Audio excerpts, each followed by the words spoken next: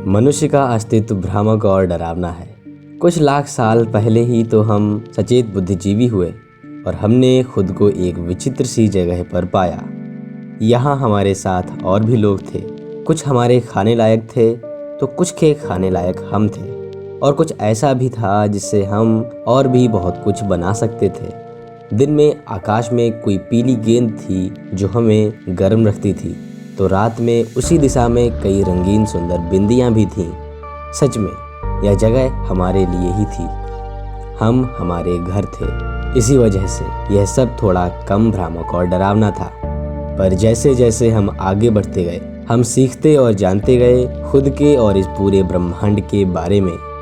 हमने जाना कि यह रंगीन टिमटिमाती बिंदियां असल में हमारे लिए नहीं चमक रही, वो तो बस यूं ही हैं।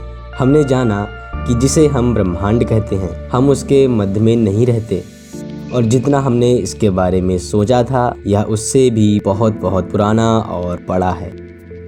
हमने यह जाना कि हमारा जीवन बहुत सारी वस्तुओं की मृत्यु से बना है।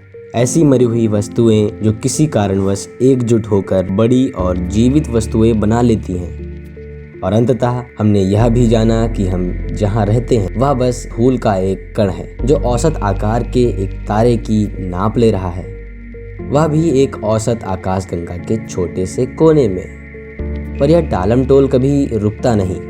उस आकाशगंगा के बाद उसका समूह, और उन समूहों के बाद पूरा ब्रह्मांड।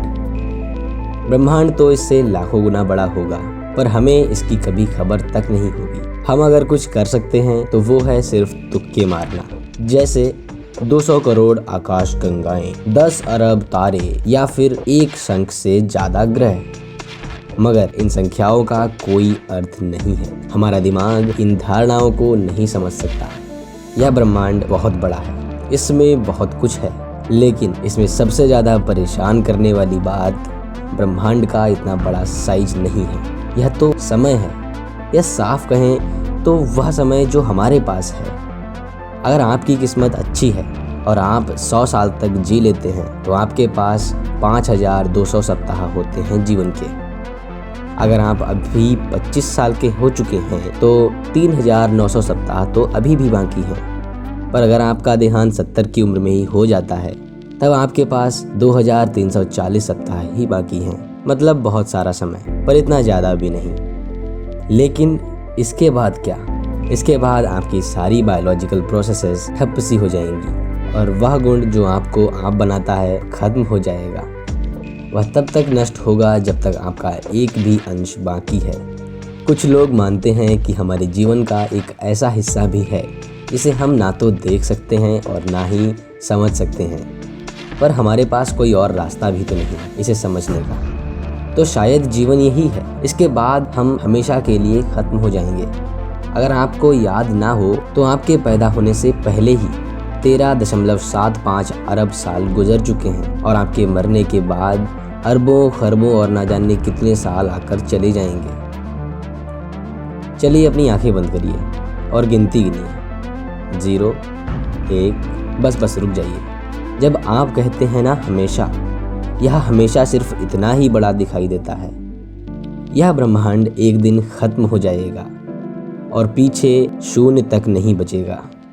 वैसे मैं जो भी कह रहा हूँ वह नमक के ढेर में से एक छोटे से तिनके भर है। मुझे भी जीवन का पूरा ज्ञान तो नहीं है, यह सच कहूँ तो किसी को भी नहीं है। मुझे यह सब ईश्वर ने भी नहीं बताया। तो इतने लंबे प्रवचन से मेरा आशय यह है कि अस्तित्व के इस भय को हमें एक नई चीज से शांत कराना है, जिसे हम कहते हैं ऑप्टिमिस्टिक निहिलिज्म। ऑप्टिमिस्टिक निहिलिज्म तो आप कुछ यह समझिए कि ये इतना विशाल ब्रह्मांड हमारे लिए नहीं बना है, और ना ही हम इसके लिए बने हैं। हम जंगल से निकलकर इतने समझदार बन गए सिर्फ यह जानने के लिए यह जो ब्रह्मांड की कहानी है वह हमारे बारे में है ही नहीं। तो क्या मतलब हमारा जीवन सिर्फ एक मजाक है? असल में यह महज एक इत्तेफाक है। हमारे जीवन का कोई उद्देश्य है ही नहीं, या यूं कहें कि इस ब्रह्मांड का कोई उद्देश्य नहीं है। लेकिन फिर भी यह अच्छी बात है अगर आप अपने जीवन को एक सामाजिक उद्देश्य से जी रहे हैं, हाँ, जिसमें पैसा कमाना भी आता है। आपको 100 साल की जीवन अवधि के साथ भी जीने का सिर्फ एक ही मौका मिलता है। यह थोड़ा सा अजीब है अगर गहराई से सोचें तो। अगर कल यह ब्रह्मांड जलकर खत्म हो जाए तो आपकी सारी मेहनत और वे चुनौतियाँ सब भुला दी जाएंगी। कोई नहीं होगा इन पर गौर करने वाला। आपके द्वारा की गई हर गलती से कुछ फर्क नहीं पड़ेगा। आपने जो गलत काम किया है वह तो गायब सा हो जाएगा। तो अगर इस जीवन का मतलब सिर्फ ब्रह्मांड का अनुभव लेना ही है तो क्यों ना सारे के सारे अनुभव मज़ेदार ही हों। अगर ब्रह्मांड के खुद के कोई सिद्धांत नहीं है तो बेहतर है कि हम उन सिद्धांतों को माने जो हम खुद बनाएं।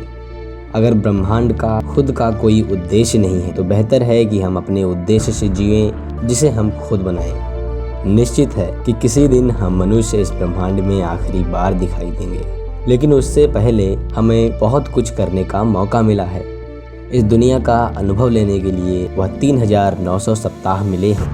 हम एहसासों का अनुभव कर सकते हैं। हम फलों, किताबों और अनेक खानों का आनंद ले सकते हैं। सबसे बड़ी बात तो यही है कि हम इन सारी बातों को सोच सकते हैं। यह सोचना तो अपने आप में ही एक अनोखा अनुभव है। खुद को इन सभी वस्तुओं से अलग सोचना काफ़ी आसान है, पर सरासर गलत भी है। हम भी वही वस्तु हैं जो कि एक तारा है, एक नेबुला है या ब्रह्मांड की कोई अन्य वस्तु है। थोड़ा मक्खन मलाई लगाकर अगर कहें तो हम भी इस ब्रह्मांड का एक टुकड़ा हैं। बस खासियत इतनी है कि इस टुकड़े को सोचना और समझना आता है। हम ब्रह्मांड के केंद्र जीवी हैं जो इस पार्क में खुले घूम रहे हैं। ऐसा नहीं है कि हमने पूरा ब्रह्मांड खंगाल लिया है। अभी तो जीने, जानने और अनुभव करने को पूरा ब्रह्मांड बाकी है। हमें नहीं मालूम कि ब्रह्मांड के ये नियम ऐसे क्यों हैं, या फिर ये हैं ही क्यों। जीवन की शुरुआत कैसे हुई, या जीवन क्या है। हमें कोई अंदाज़ा नहीं है कि चेतना क्या होती है। क्या हम अंतरिक्ष में अकेले हैं? हमें अभी कुछ नहीं पता। हम तो बस इनमें से कुछ के जवाबों को ढूंढने की कोशिश कर सकते हैं। सिर्फ कोशिश, क्योंकि हमने सब कुछ उसी से तो पाया है। अभी तो ना जाने कितने तारों की सैर करनी बाकी है, कितनी बीमारियों का इलाज करना बाकी है, कितने लोगों की मदद करनी बाकी है, कितनी ही खुशियों का आनंद लेना है। और सबसे ज़रूरी, अभी पबजी के लास्ट सीज़न तक रैंक पुश भी तो करना है। कितना कुछ बाकी है अभी तो कुल मिलाकर हमने बहुत सारा समय यूज़ कर लिया है, लेकिन बहुत तो अभी भी बाकी है। इसलिए ज़िंदगी अगर एक बार का ही मौका है तो खुशियाँ बटोरने का कोई कारण नहीं होना चाहिए, और जितना हो सके खुश रहना चाहिए, क्योंकि मनुष्य को स्थिरता तब मिलती है जब वह खुश होता है। तो क्यों ना जीवन के 3900 सप्ताहों को सिर्फ खुश होकर बिताएं, क्योंकि अंततः यही है जीना। आपके सारे गमों को भुला दिया